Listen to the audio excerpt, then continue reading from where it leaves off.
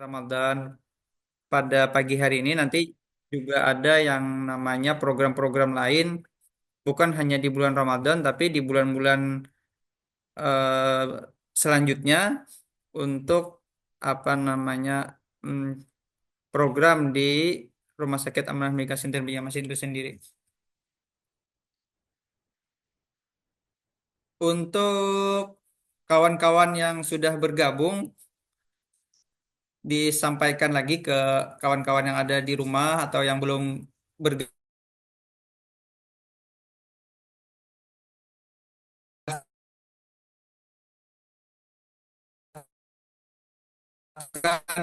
Untuk bergabung. Apabila nanti ada pertanyaan, maka akan mendapatkan voucher kesehatan dari Rumah Sakit Amanah Merdeka Center Banjarmasin yang bekerja sama dengan klinik primer rumah sakit. Baik, sambil kita menunggu, Pak Hendra sudah masuk, Pak Hendra.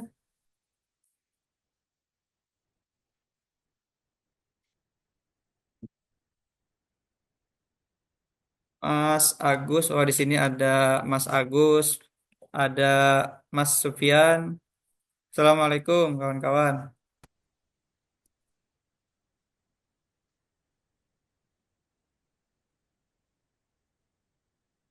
Oke, kita menunggu kawan-kawan yang lain. Ada Dokter Ika di sini juga bergabung, insya Allah.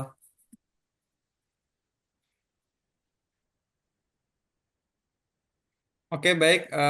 Mungkin 2 sampai 3 menit lagi kita akan memulai.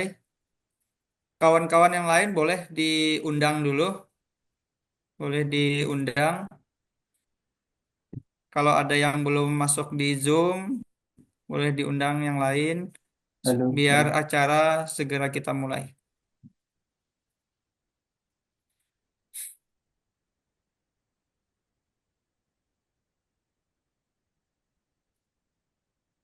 Ya, sudah jam 9.30. Mungkin langsung kita mulai ya, sesi Zoom kita pada pagi hari ini. Halo. Suara saya kedengeran nggak? Baik, mungkin boleh di kameranya boleh di-on kan, kawan-kawan peserta semua, biar nanti kita bisa fokus. Dokter Arif, boleh kita mulai, Dok? Tes, tes. Kedengeran ya? Baik. Kok feedback? Yes. Oke. Oke. Oke, baik, Dokter. Assalamualaikum warahmatullahi wabarakatuh. Waalaikumsalam warahmatullahi wabarakatuh. Alhamdulillah, assalatu wassalamu ala rasulillah wa ala alihi wa ashabihi wa man walah. Allahumma salli ala Sayyidina Muhammad wa ala ali Muhammad. A'udzu billahi minasyaitonir rajim. Bismillahirrahmanirrahim. Ya ayyuhalladzina amanu kutiba alaikumusiyam kama kutiba alal ladzina min qablikum la'allakum tattaqun. Sadaqallahul azim. Baik, sahabat sehat amanah dimanapun berada. Bagaimana kabarnya hari ini semuanya? Sehat, Alhamdulillah. Alhamdulillah. Baik, hari ini kita sudah memasuki di 7 Ramadan 1446 Hijriah. Semoga tidak ada kendala yang berarti pada kita semua. Mudah-mudahan kita selalu disehatkan oleh Allah Subhanahu wa taala, lancar menjalankan ibadah puasa dan lancar menjalankan ibadah-ibadah yang lain. Sebelumnya perkenalkan, nama saya Muhammad Alfianur. Saya perawat ruang ICU dari Rumah Sakit Amanah Medical Center Banjarmasin. Kegiatan ini merupakan kegiatan insya Allah rutin di bulan Ramadan yang diselenggarakan oleh Rumah Sakit Amanah Medical Center Banjarmasin menyambut launching atau peresmian Rumah Sakit Amanah Medical Center Banjarmasin. Nanti kawan-kawan di beberapa hari atau di beberapa sesi akan kita selalu kirimkan materi-materi karena nanti insya Allah selalu kita tayangkan beberapa materi-materi dan tema-tema yang menarik lainnya. Nanti selalu kawan-kawan ikuti di media sosial Rumah Sakit Amanah Mega Center Banjarmasin. Oke, baik. Ya, hari ini insya Allah kita kedatangan dua narasumber yang sangat luar biasa yang akan membahas tentang seputar manfaat puasa bagi kesehatan dengan judul Siap Jalani Puasa Aman bagi Penderita Penyakit Kronis. Nah, nanti juga akan disampaikan tips-tips mengelola puasa bagi penyakit kronis selama di bulan Ramadan. Pagi ini kita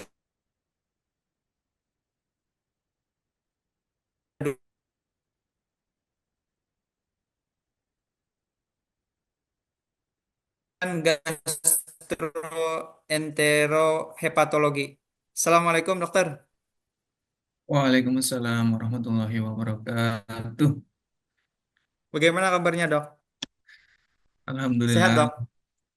sehat, Alhamdulillah sempat sahur. sehat. Selamat sahur. Selalu semangat dokter. Iya, sama-sama. Baik dok. Yang kedua nanti kita sapa lagi narasumber kita yang kedua, Bapak Hendra Magister Farmasi Klinis. Assalamualaikum Pak Hendra. Waalaikumsalam. Masya Allah. Sehat Pak? Alhamdulillah. Baik, audiens sekalian, dimanapun kawan-kawan sahabat sehat amanah berada, nanti apabila ada pertanyaan dari kawan-kawan terkait materi yang disampaikan Dr. Arif dan Pak Hendra, boleh melalui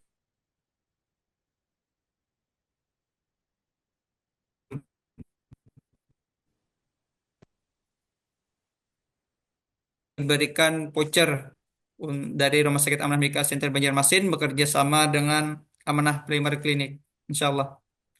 Baik, tidak berlama-lama lagi dokter. Mari kita dengarkan paparan singkat dari Dr. Arif Nurwidodo, spesialis penyakit dalam. Waktu dan tempat ulun persilahkan. Baik, terima kasih. Assalamualaikum warahmatullahi wabarakatuh. Waalaikumsalam warahmatullahi wabarakatuh. Alhamdulillah, alhamdulillah rabbil alamin. Wassalatu wassalamu ala asrofil anbiya'i wal mursalin wa ala alihi washabihi ajmain. Amma ba'du. Puji syukur kita panjatkan kehadirat Allah Subhanahu wa taala atas nikmatnya dan kesempatan eh, yang telah Allah berikan pagi kali ini. Kita bisa berjumpa di dalam Zoom. Perkenalkan, saya memperkenalkan diri lagi ya. Baik, Dok. Jadi, saya Dr. Arif Nurwidodo, spesialis penyakit dalam, konsultan gastroenterohepatologi, yang nanti akan bekerja di Rumah Sakit Amanah. Tetapi eh, paginya saya bertugas di Rumah Sakit Ulin karena masih PNS. Mungkin itu saja perkenalannya. Kita lanjut ke Oke, materi aja ya. ya boleh dok. Lanjut ke materi dokter. Ini live YouTube ya.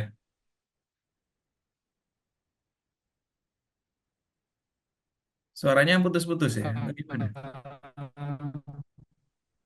Itu sini dokter. Suaranya putus-putus. Enggak. Ya enggak dok, enggak. Ya, Enggak ya? kelihatan dok, kelihatan dok. Sudah Ya. kelihatan dok. Oke. Jadi tema kita pada pagi ini adalah bagaimana berpuasa pada pasien-pasien dengan penyakit kronis. Waktu saya berapa menit, Pak Alfi? Eh 50 menit, dokter. Eh, 10 bisa, dok. 10, dok. 10 menit. Oke. Oke. Nanti tanya 10 jawabnya sampai terakhir 15 menit, atau dokter, boleh. langsung? Tanya Tanya jawabnya jawabnya nanti terakhir aja, dokter. terakhir aja. Terakhir, dokter, Oke. setelah pemateri Pak Hendra, gitu. Oh iya, siap. Oke. Ya. Bismillahirrahmanirrahim. Materi saya tentang puasa pada penyakit kronis. Kita tahu bahwa Allah itu memerintahkan kita untuk berpuasa di surat Al-Baqarah ayat 183. Semuanya mungkin sudah hafal ya. A'udzubillahi minasyaitonirrajim. Bismillahirrahmanirrahim. Ya ayyuhalladzina amanu kutiba alaikumusiyam kama kutiba alal ladzina min qablikum la'allakum tattaqun. Wahai orang-orang yang beriman, diwajibkan atas kamu berpuasa sebagaimana diwajibkan atas orang-orang sebelum kamu agar kamu bertakwa. Jadi puasa ini bagi umat manusia bukan sesuatu yang baru gitu ya. Dari dulu bahkan menjadi syariat gitu. Bahkan umat-umat sebelum umat Islam juga diperintahkan untuk puasa. Itu dari sisi agama.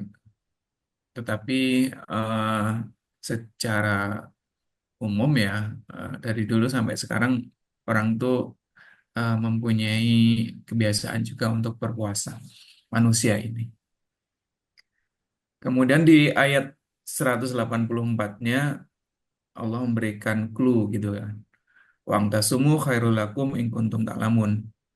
Ketika di awal-awal Allah menyampaikan eh, siapa yang boleh tidak berpuasa gitu. Kemudian di akhir-akhir disampaikan dan berpuasa itu lebih baik bagimu jika kamu mengetahui. Ini mestinya sering kita eh, bahas atau disampaikan oleh ustadz-ustadz ya di kajian-kajian di masjid-masjid pada tarawih apa pada subuh di hari-hari Ramadan seperti ini. Karena memang ternyata puasa itu banyak manfaatnya gitu ya. Baik bagi manusia, bagi yang melaksanakannya. Dan juga ada hadis lemah, hadis doif, riwayat At-Tabrani dari Abu Hurairah radhiyallahu anhu, Rasulullah SAW bersabda, "Sumu tasihu, berpuasalah, niscaya kalian akan sehat." Ini hadisnya doif, tapi untuk beramal kan boleh dijadikan landasan kan. Kan tidak bertentangan dengan surat Al-Baqarah ayat 184 ini. Nah, ada kebaikan di sana. Kita menjadi lebih sehat dengan puasa. Kemudian manfaat puasa bagi kesehatan apa saja? Secara fisik gitu ya, secara eh, kesehatan badan kita itu banyak manfaatnya.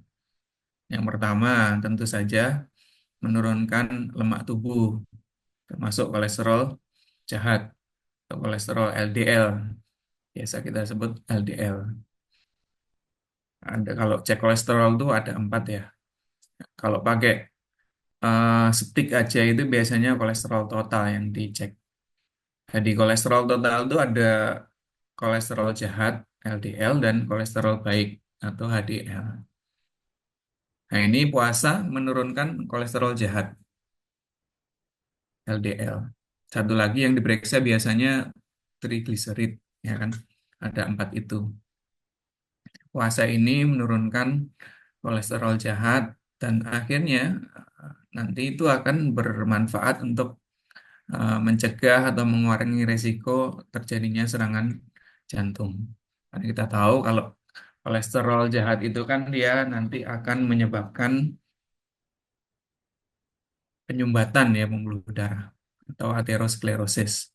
Jadi lemak yang nempel di pembuluh darah kemudian dia semakin membesar dan jadi menyempit pembuluh darahnya.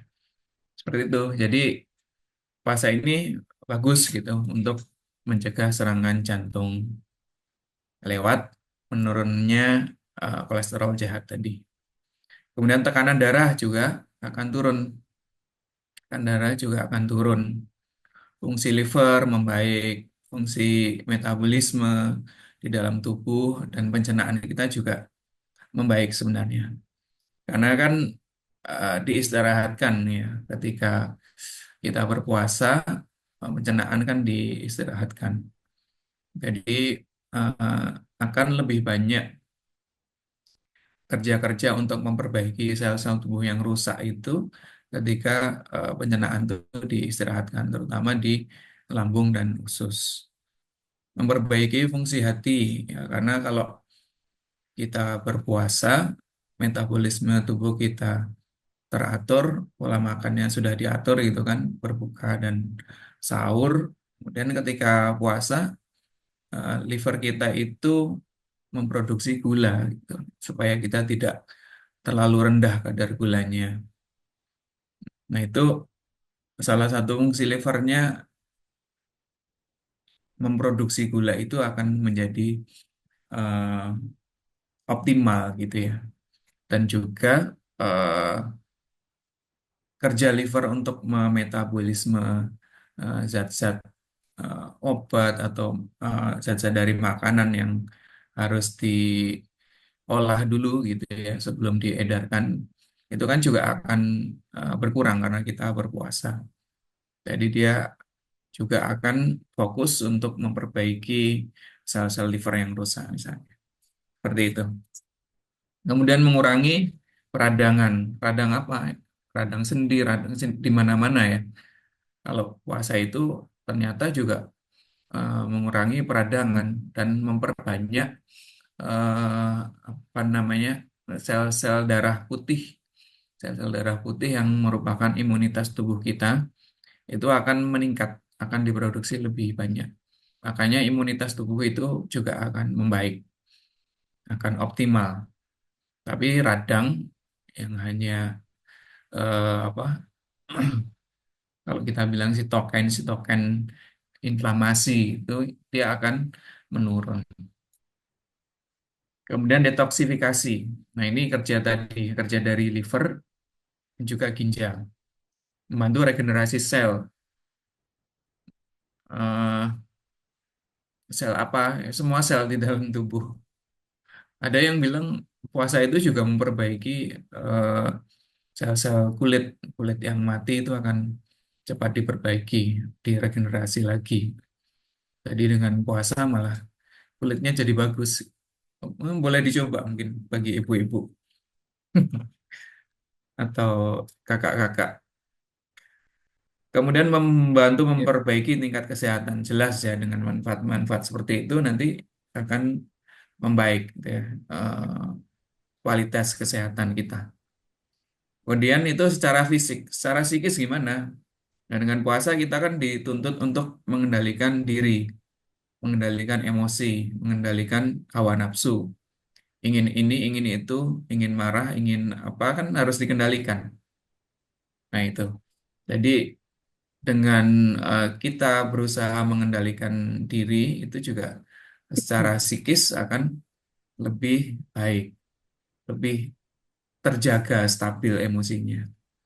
Disiplin, tentu saja disiplin ya dengan puasa ini kan kita tadi menahan diri kan, nggak makan, nggak minum, mulai saat eh, apa tiba waktu subuh gitu ya, sampai dengan nanti eh, tenggelam matahari waktu buka puasa, waktu maghrib.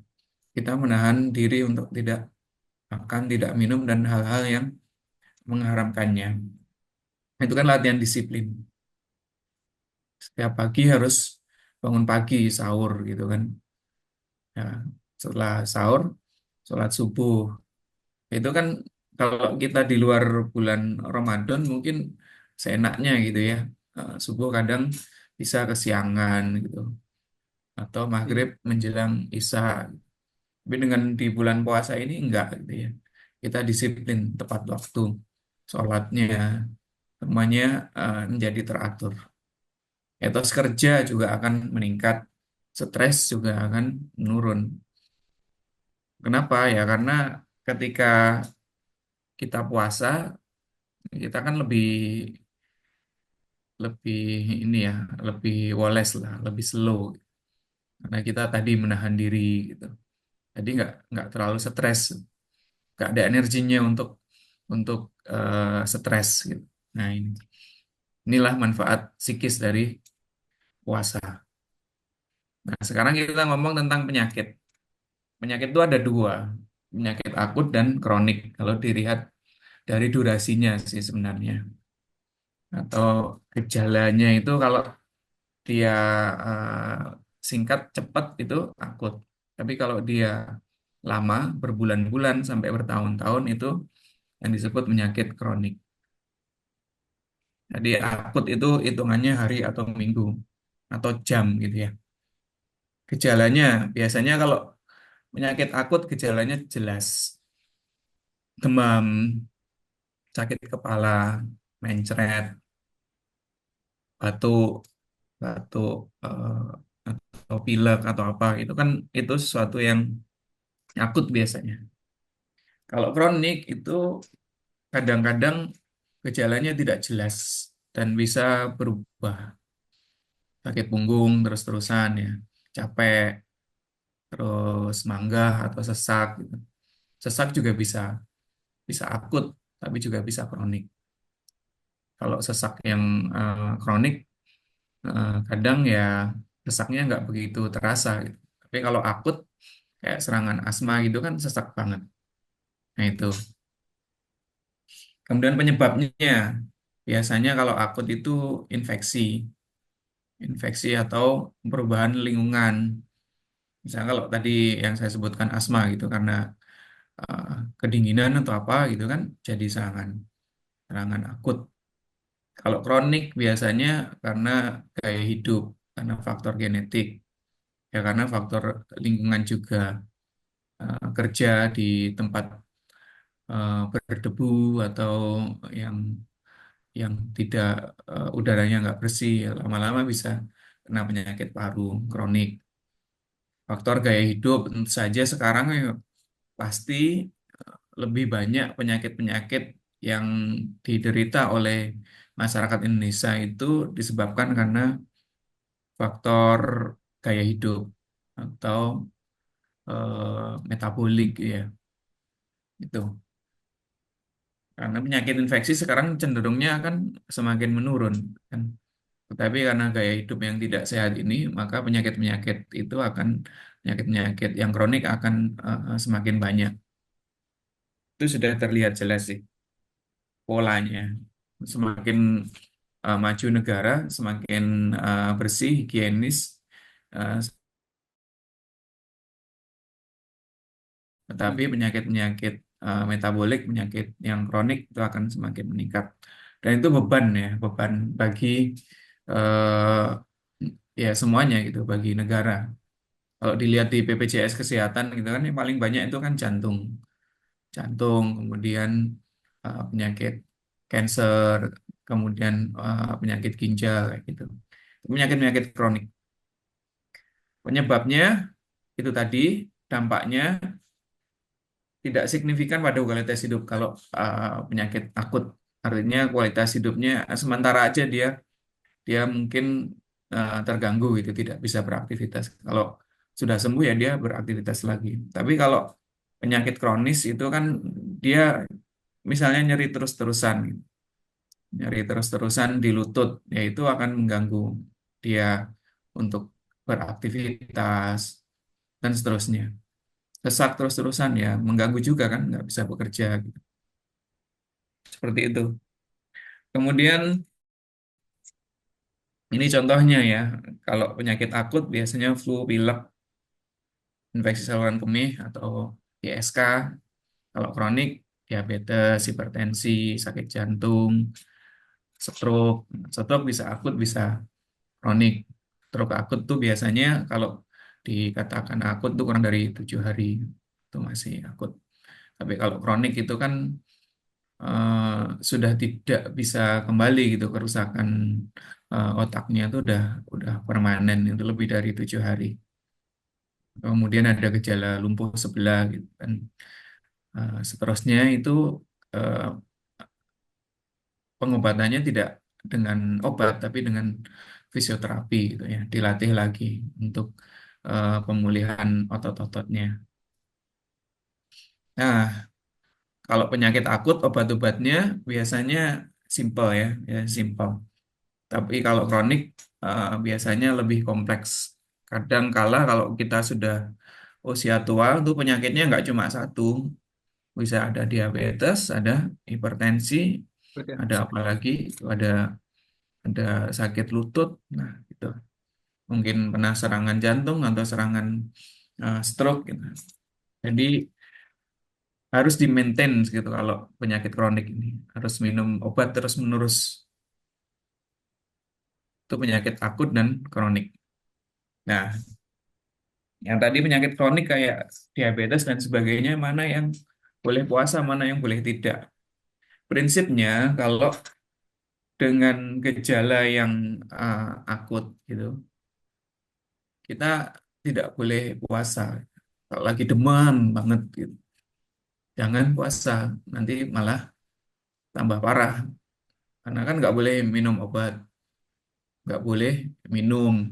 Padahal ketika demam itu kita butuh cairan yang cukup supaya nggak dehidrasi. Ketika suhu tubuh kita meningkat, pastinya kita butuh cairan yang lebih banyak.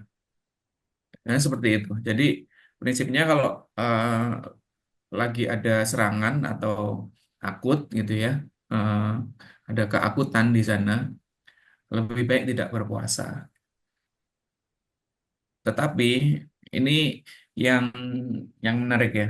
Kalau cuma apa baca slide saya aja mungkin nanti terjebak, jadi salah persepsi.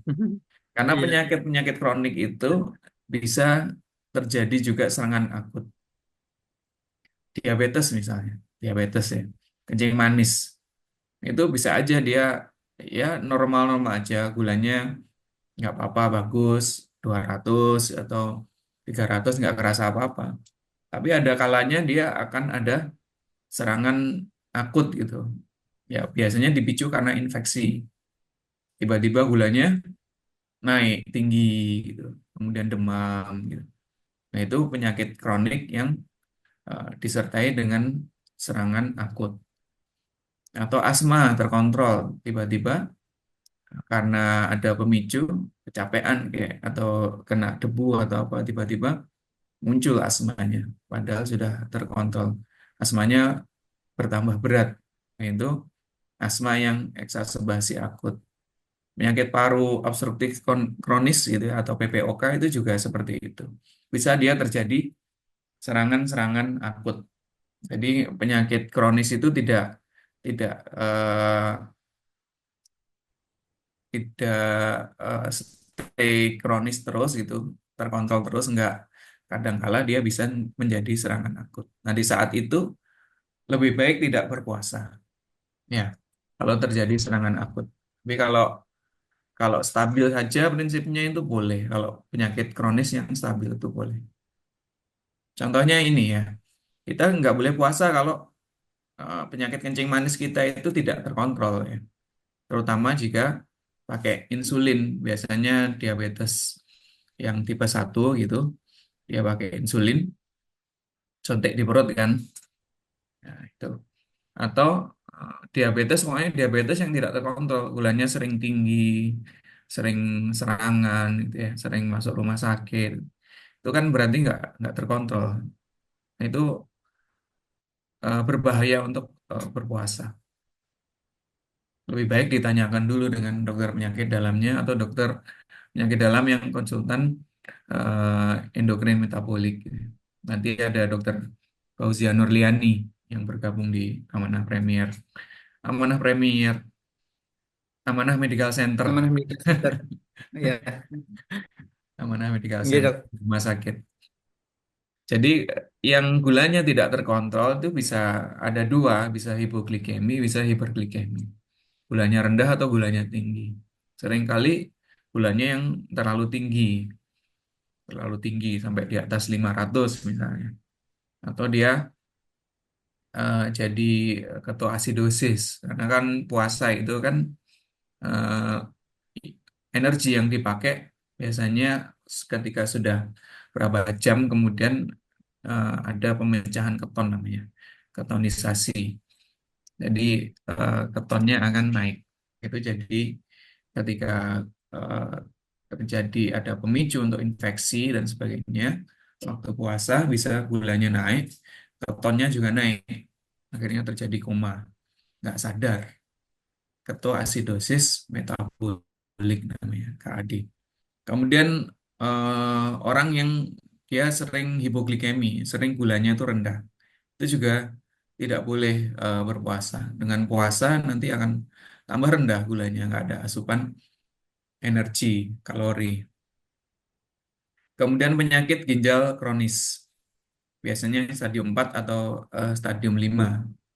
Stadium 5 kalau fungsi ginjalnya kurang dari 15 ya.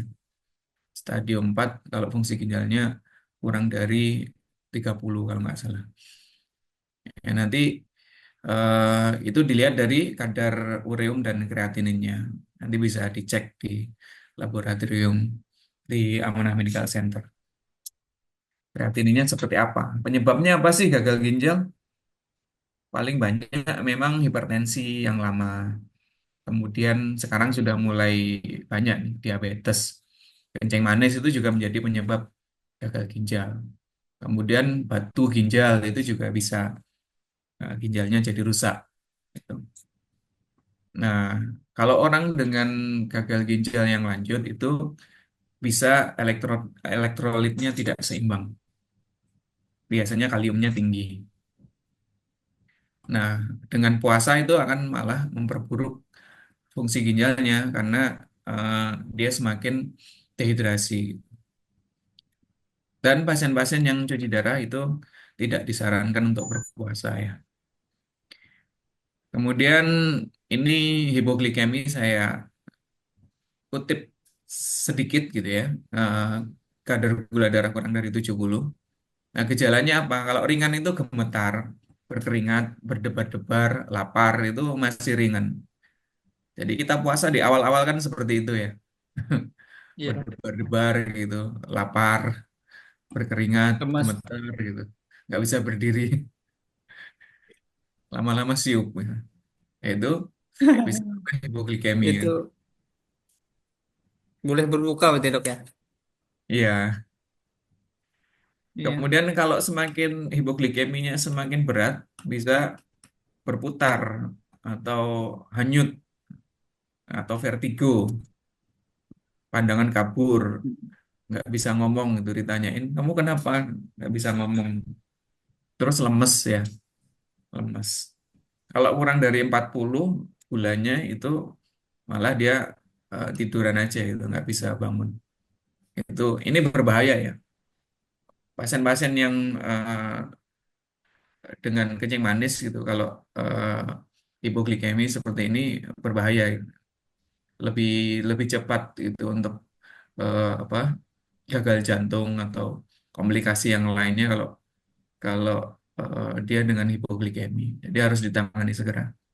Kalau hiperglikemi ya tadi kayak koma dan sebagainya itu lebih lebih istilahnya lebih apa ya? Lebih gampang lah ditangani komplikasinya ya maksudnya. Nggak nggak cepat menjadi berat gitu nggak. Tapi ya itu tadi Iya dok. tanda-tandanya harus di ini harus di harus tahu gitu gimana saat hipoglikemi itu tandanya gimana. Kalau hiperglikemi tandanya gimana. Berapa menit lagi, Pak? Kelamaan saya. Eh 9 menit lagi dokter. Oh, 9 menit. Ya, oke deh. Iya, tadi 30 menit dokter. Oh, 30 menit. Iya, 30 menit dokter. Baik. Tapi kalau kalau belum selesai dilanjutkan boleh dok. Nggak apa-apa. Saya percepat. Ya boleh dok, silakan dok. Dan Pak Hendra nanti mau ngajar soalnya. Terus, apalagi yang nggak boleh puasa? Nah, pasien-pasien yang sakit jantung, tapi yang tidak stabil dengan sering serangan jantung, sering mangga gitu ya. Gejala jantung kan seperti itu. Untuk aktivitas sesak gitu. Atau untuk aktivitas nyeri dada. Nyeri dada sebelah kiri ya biasanya. Tembus ke belakang. atau kadang menjalar ke lengan sebelah kiri. Itu gejala-gejala jantung koroner. Kalau jantungnya bengkak, beda lagi. Itu lebih sesak, kemudian kaki bengkak, kayak gitu. Cepat capek. Gitu. Kalau kalau seperti itu, artinya sakit jantungnya nggak terkontrol, jangan puasa ya. Karena obatnya nanti gimana minumnya? Pada waktu ketika serangan atau apa gitu. Nah, itu. Kemudian hipertensi berat. Hipertensi itu kan kalau di atas 140 sistolnya ya, atau diastolnya di bawah 9 di atas 90. Nah, ini kalau berat itu bisa lebih dari 180 per 110. Tensinya tinggi. Di awal-awal memang sakit kepala, tapi lama-lama hilang sakit kepalanya karena kompensasi tubuh. Ngomongnya, oh saya biasa ini tensi segini. Itu nggak bagus ya. Tensi itu harus dikontrol. Nanti kalau kalau tidak dikontrol lama-lama tadi sudah saya sampaikan, mungkin ginjalnya jadi rusak atau jantungnya jadi melebar, jadi gagal jantung. Gitu. Kalau tidak terkontrol, maka resiko serangan jantung dan stroke itu akan meningkat. Maka jangan gitu. Lebih baik dikontrol dulu dengan obat gitu ya. Kadang ada obat juga yang dia 3 kali sehari ya kan. Kayak Captopril itu kan 3 kali sehari.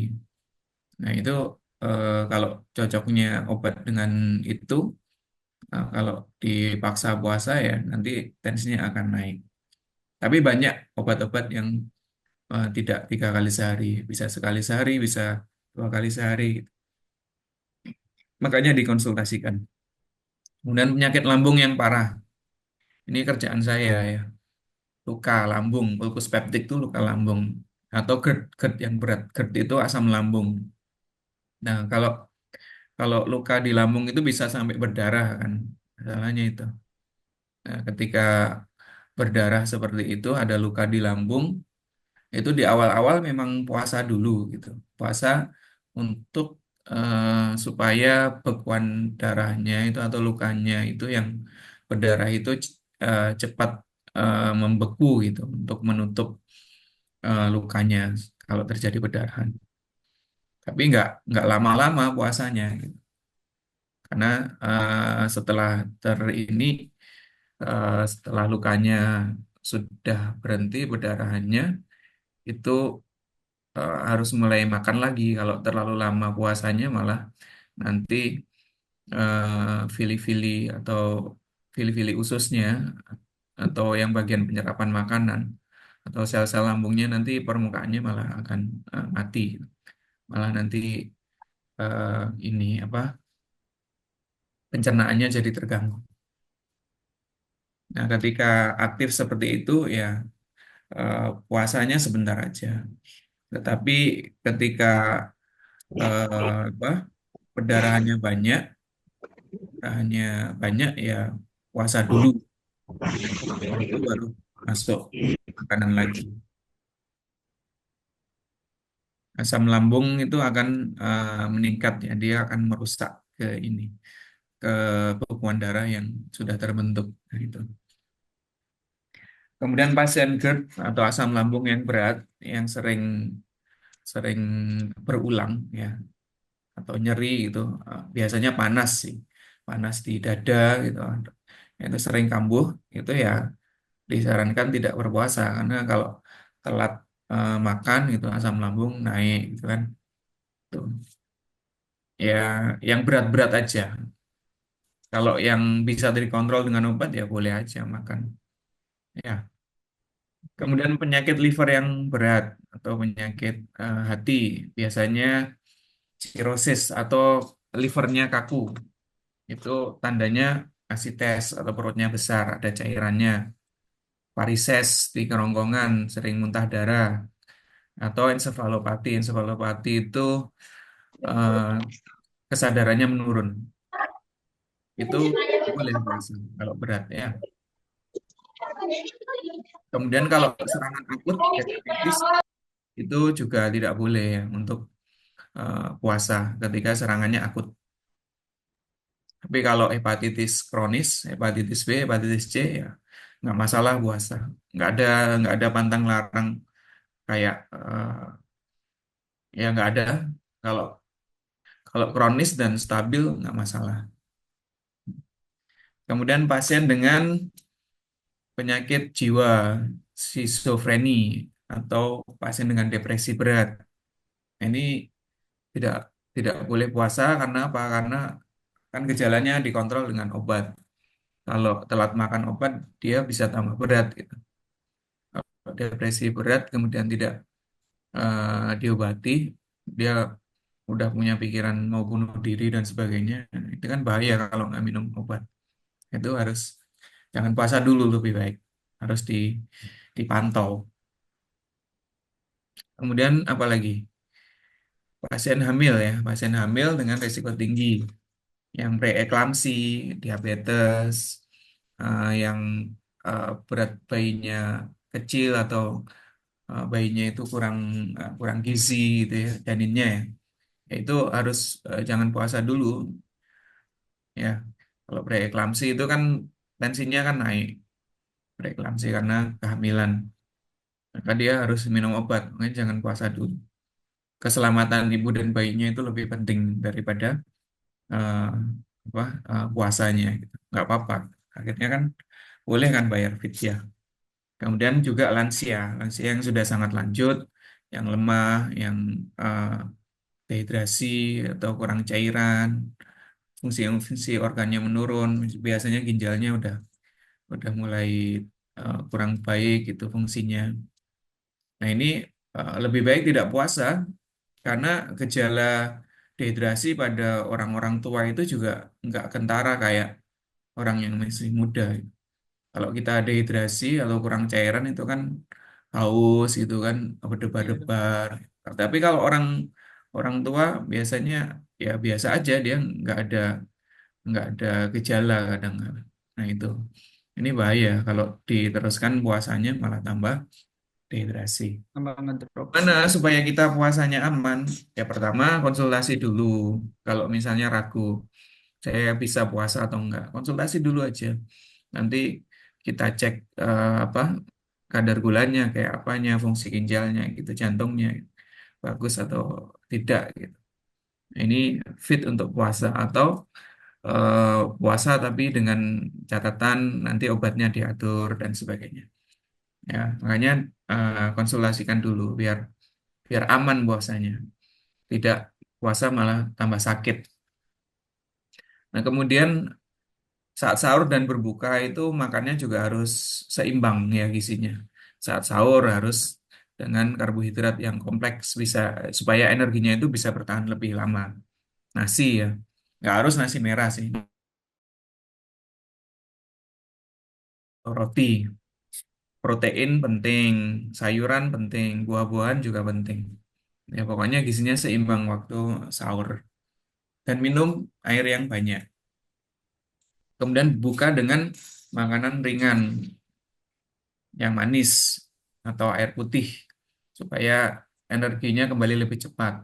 Kalau di sini kan eh, teh manis ya, ya nggak apa-apa, Gimana sih? boleh aja lebih cepat kembalinya energi. Tetapi yang susah dihilangkan itu buka puasa harus pakai gorengan. Nah Ya, ini yang malah manis-manis tuh. Yang manis, malah yang baik. goreng-gorengan. Kayaknya nggak nggak lengkap gitu kalau nggak ada gorengan gitu. Kalau nggak beli gorengan waktu buka puasa. Padahal itu memperberat kerja eh, lambung kita nanti ya, sistem pencernaannya. Itu konsultasi ya. Selanjutnya adalah dipantau ya kesehatannya. Gulanya, tensinya itu dipantau mandiri. Atau sering-sering kontrol periksa ke klinik kayak gitu. Atau ke rumah sakit nanti kalau sudah operasional amanah medical centernya. Jadi Iya, dicek betul. gulanya, dicek tensinya gitu ya. Itu diperiksa sama dokter. Oh ini masih aman, Pak. Ya, oke, lanjut puasa. Kemudian tadi saya sampaikan nih, jangan dehidrasi gitu. Jadi cukup minum air setelah berbuka atau sebelum sahur. Air putih lebih bagus gitu. Kemudian obat disesuaikan, bisa konsultasi dengan Pak Hendra nanti obat-obatnya seperti apa baiknya supaya mendapatkan efek yang diinginkan tapi tidak membatalkan puasanya gitu. Bisa nggak digeser minumnya pas waktu sahur atau saat buka gitu obat-obatnya. Rata-rata obat-obat memang banyak yang bisa diminum 2 kali sehari aja atau sekali sehari gitu. Ada yang kerja lama, kerja singkat kayak gitu ya. Itu yang tahu dari apoteker nanti yang menjelaskan. Oke, Dok. Dokter juga bisa. Kemudian Oke, Dok. aktivitas fisik yang ringan, habis Oke. sahur gitu, eh, ya jalan kaki dulu gitu. Berkeringat minimal tiga hari seminggu, jalan kaki 30 menit. It's okay. Kesimpulannya ini ya, terakhir. Jadi kalau dari ayat-ayat Al-Quran tadi, dari surat Al-Baqarah 184 dan seterusnya, itu boleh tidak berpuasa jika sakit, dua, musafir dalam perjalanan. Itu yang disebutkan. Nah, yang sakit itu tadi seperti apa? Nah, itu tadi yang sudah saya sampaikan. Sakitnya kalau yang akut atau yang berat itu nggak boleh. Atau yang kronis tapi tidak terkontrol dengan baik itu jangan, konsultasi dulu, di diperiksa dulu. Tidak semua orang boleh puasa, terutama jika kalau puasa bisa memperburuk penyakitnya. Kemudian jika tidak stabil, konsultasikan dengan dokter. Dan Islam itu mudah meringankan. Kalau misalnya tidak mampu berpuasa ya boleh membayar fidyah atau mengganti puasa di lain kesempatan. Nggak apa-apa gitu. Jangan merasa oh meninggalkan puasa nanti dosa besar dan sebagainya. Ya, kalau memang sedang sakit ya nggak apa-apa gitu. Nanti diganti gitu. Allah kan maha tahu tentang kondisi kita. Nah ini ya sebagai penutup. Yuridullahu bikumul yusra wala yuridu bikumul usra. Allah menghendaki bagimu kemudahan ya dan tidak menghendaki kesukaran.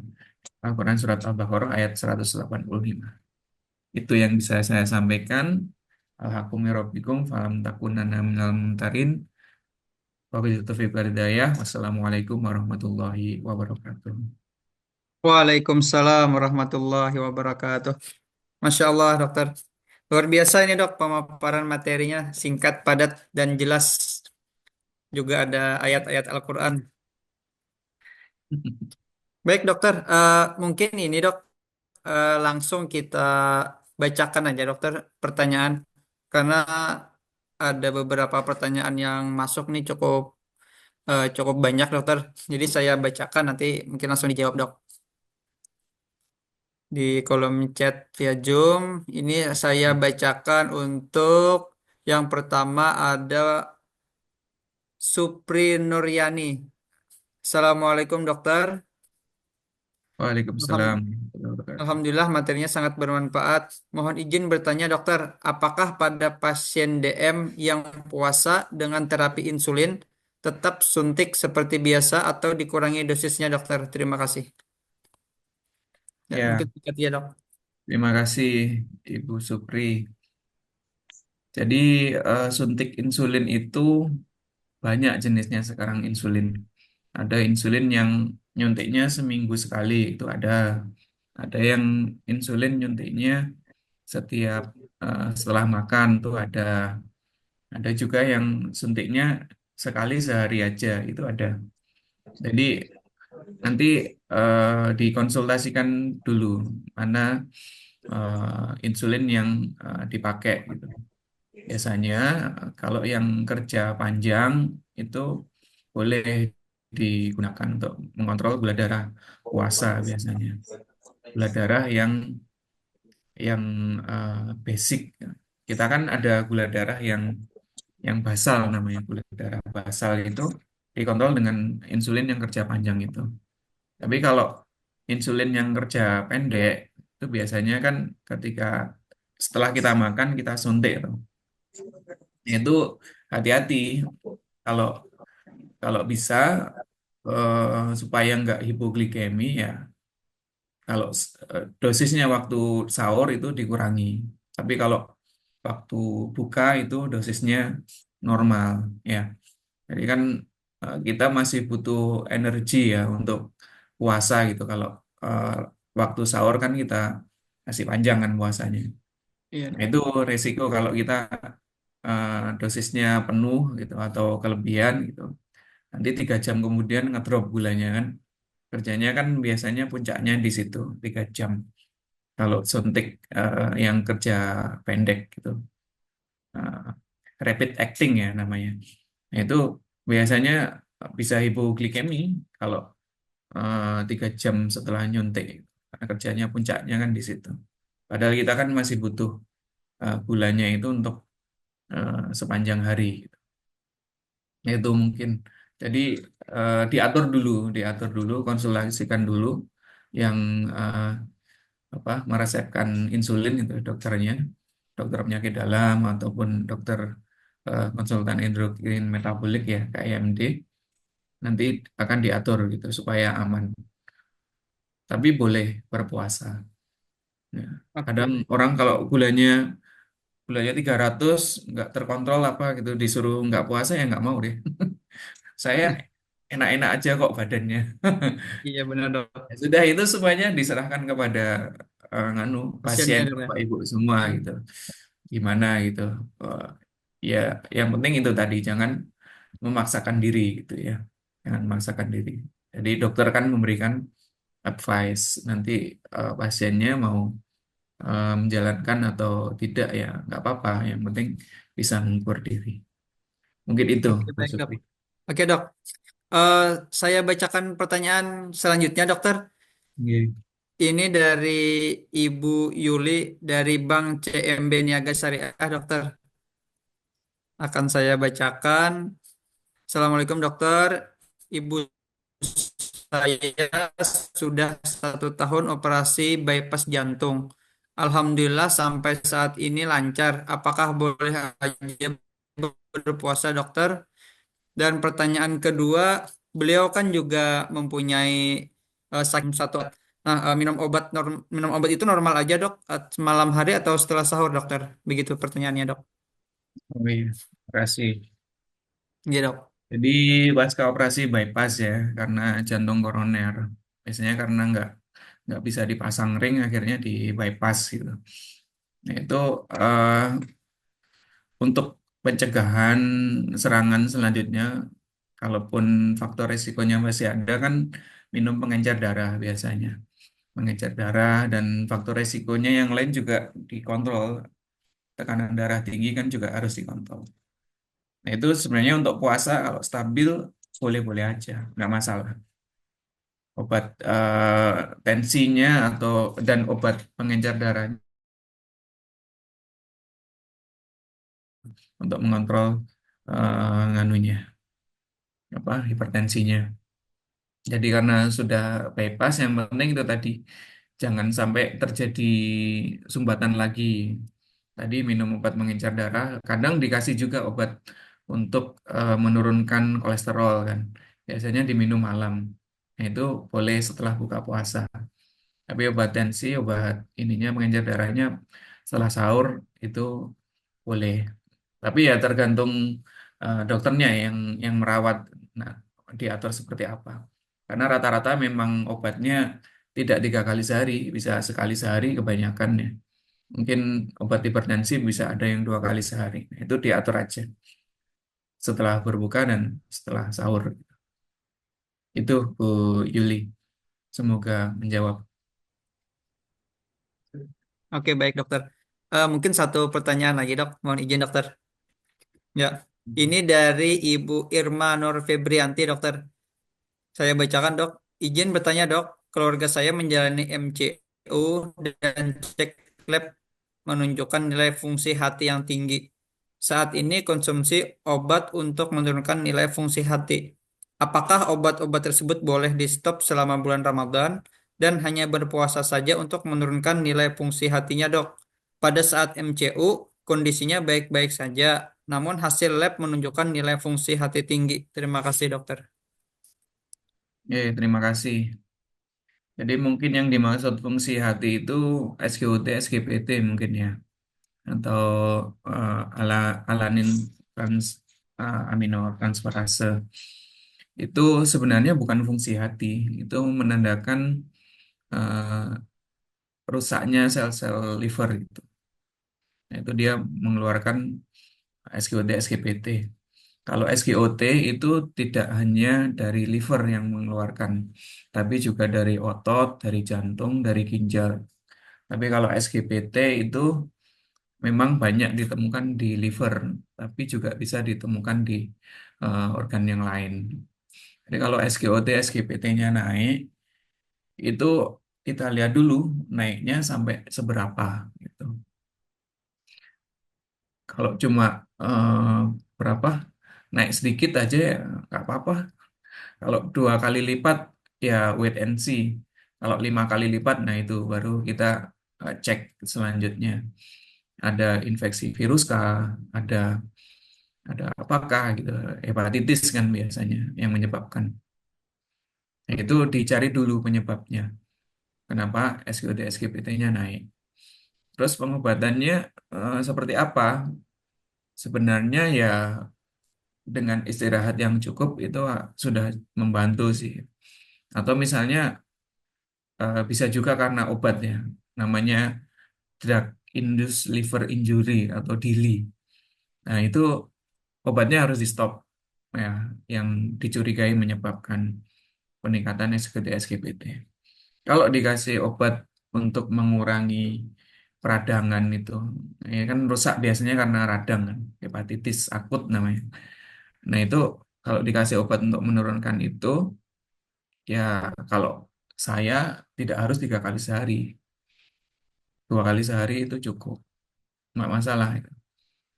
Tidak menjadi apa ya eh, penghalang gitu untuk berpuasa. Kalau tadi kondisinya baik kan, kondisinya baik puasa aja. Nah, tapi kalau tadi yang SGT SGPT naik, kemudian dia demam, lemes, matanya kuning, muntah, darah misal, itu kan hepatitisnya sedang nggak baik-baik saja tuh livernya, itu ya, itu nggak boleh puasa. Tapi kalau baik-baik saja, hanya SGD SGPT yang tinggi, nggak masalah berpuasa. Ya, itu tadi kan puasa malah lebih baik karena Oke. imunitasnya akan meningkat, gitu. Akan melawan apapun, misalnya ada infeksi virus atau apa yang menyebabkan SGD SGPT-nya naik itu akan menjadi malah sembuh. Gitu. Mungkin Oke. itu, semoga menjawab. Oke, baik. Terima kasih banyak, dokter. Jadi pada intinya dilihat lagi manfaat dan mudaratnya dalam setiap menjalankan ibadah puasa, dokter. Iya, Oke, baik. Sangat luar biasa ini, dokter, materinya. Ini masih banyak pertanyaan juga yang masuk di WA saya, dok. Tapi mungkin kita skip dulu, dok. Kita lanjutkan ke pemateri kita yang kedua.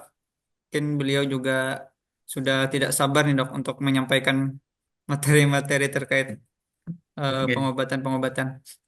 Baik, kita sapa terlebih dahulu Bapak Hendra. Assalamualaikum, Bapak. Waalaikumsalam warahmatullahi wabarakatuh. Pak Hendra, Dengar ya suaranya? Assalamualaikum. Iya. Alhamdulillah. Jelas, Pak, jelas, Pak. Insya Allah. Sehat, Bapak? Alhamdulillah sehat. Alhamdulillah. Ya, baik. Mungkin sama seperti Dokter Arif tadi, Pak. Bapak menyampaikan materi ya insya Allah kurang lebih 30 menit.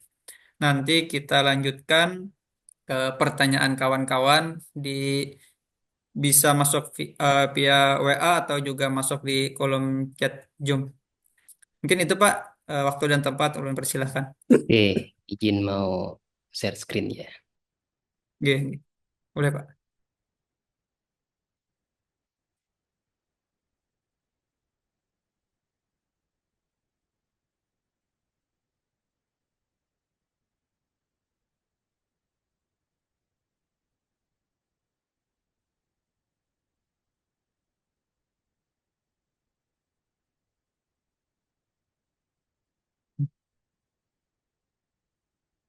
Iya, kita tunggu.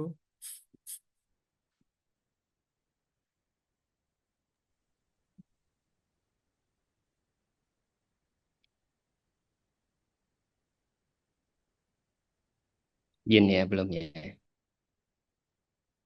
Oke, nggak apa-apa.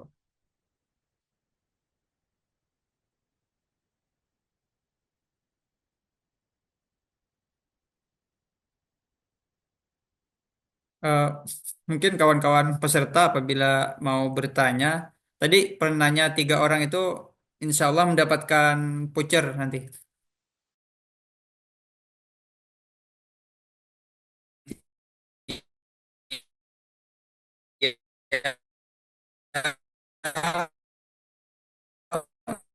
Atau ya?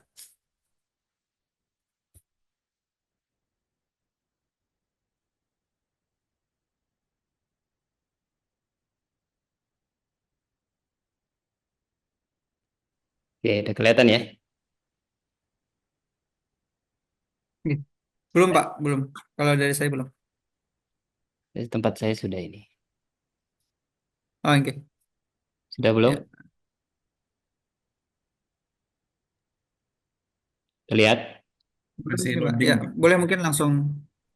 Oke, baik. Bismillahirrahmanirrahim. Assalamualaikum warahmatullahi wabarakatuh. Waalaikumsalam warahmatullahi wabarakatuh. Alhamdulillahirrahmanirrahim. Wassalatu wassalamu ala asrafil anbiya'i wa mursalin wa ala alihi wa sahbihi ajma'in. Rabbi israh li sadri wa yassir li amri wa uqdatan min lisani yafqahu qawli sadaqallahul azim.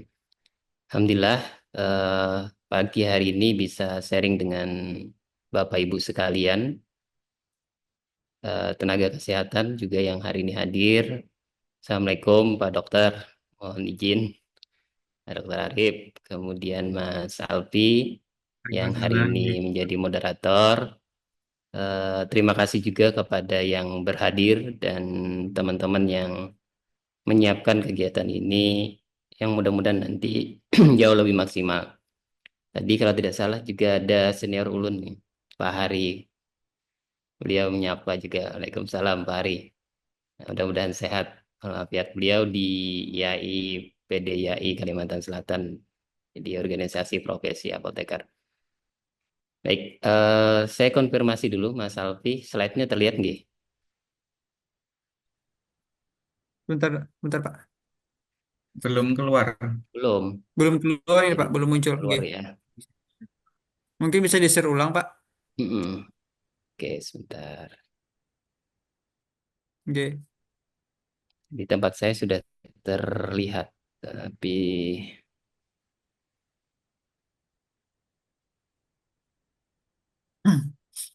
ini sudah belum?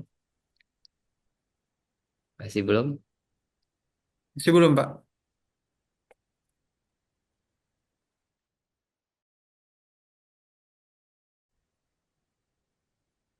Masih? Sudah? Belum, belum ada. Ini sudah terlihat ini. Sebentar, Mas. Siapa ya yang operatornya bisa dibantu? Kenapa nggak muncul? Mas Alwi, Mas Alwi.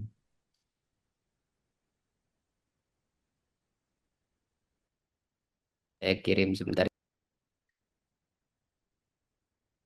Kameranya bagus banget, Pak dosen. Cerah.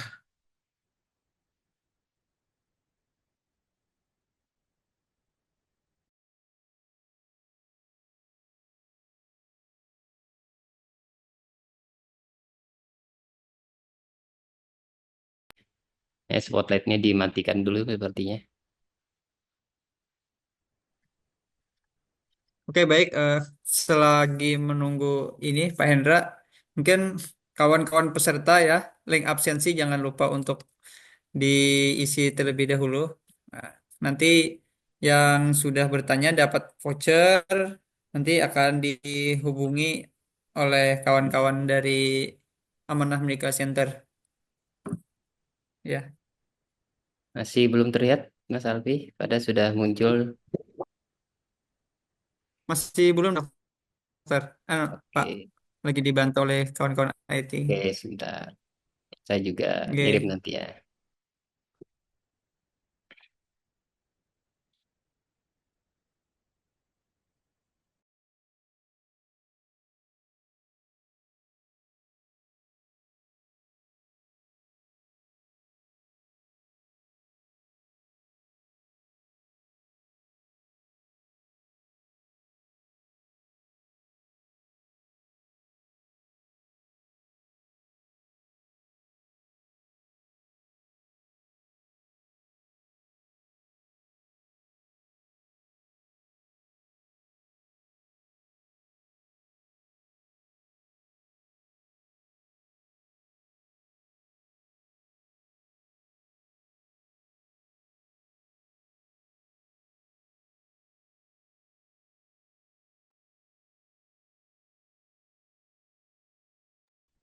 Udah terlihat?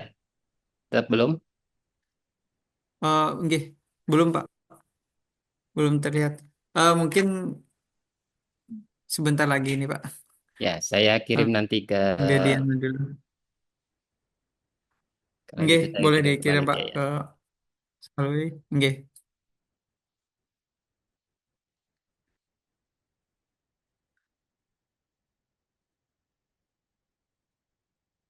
Untuk Dokter Arif, Dok izin Dok. Nggih, Ya, tadi kan ada sudah. dibahas ini Dok terkait penyakit kronis Dokter. Penyakit kronis Hmm. pada lambung kata dokter. Itu untuk pemeriksaan khususnya di tempat kita ada Dok, di Rumah Sakit Amanah Medical Center Dok. Ada dong. Oh ada nggak? Itu ini gitu Dok, apa namanya? Dokter berarti di endoskopi juga Dok, seperti itu. Ya, nah, Oh nanti di yang mana sudah ada nanti Dok untuk pemeriksaan lanjutan itu Dok. ada, sudah ada endoskopi. Ada. Jadi Oh kami endoskopi. tim apa gastroenterologi center kan ada saya, ada dokter Abimanyu, spesialis penyakit dalam, konsultan gastroenterohepatologi, Apa tuh? Kerja sudah nih. dokter Sofyani, ya, Cerita. yang untuk bedah digestifnya dokter Iya. Ardani, spesialis bedah, konsultan bedah digestif. Hmm. Jadi insya Allah udah komplit gitu.